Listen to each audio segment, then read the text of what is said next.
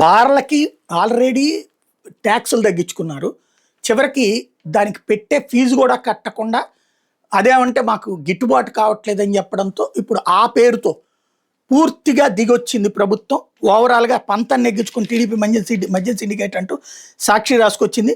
TDP మద్యం syndicate పంతం నెగ్గించుకుంది. బార్ల మీద అదనపు రిటైల్ ఎక్సైజ్ పన్ను రద్దు చేసిన తర్వాతే కొత్త బార్లకు నోటిఫికేషన్ జారీ చేయాలని ప్రభుత్వాన్ని శాసించింది. సిండికేట్ చెప్పినట్టే చంద్రబాబు ప్రభుత్వం చేసింది. రాష్ట్ర ప్రభుత్వం ఇటీవల ఏఆర్ఈటీ రద్దు చేసిన విషయం తెలిసిందే. దాంతో రాష్ట్రంలో మిగిలి ఉన్న 301 బార్లకు లైసెన్సులు ఇచ్చేందుకు గురువారం నోటిఫికేషన్ జారీ చేసింది.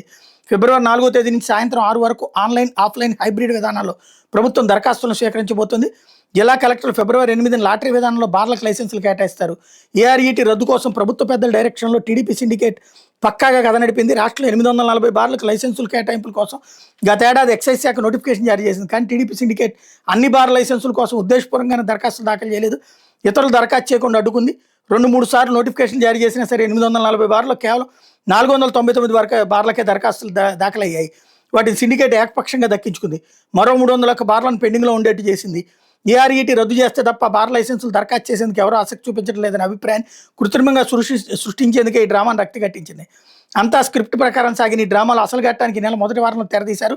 బార్ల మీద 15% ఏఆర్ఈటీని రద్దు చేస్తూ మంత్రిమండలి నిర్ణయించింది.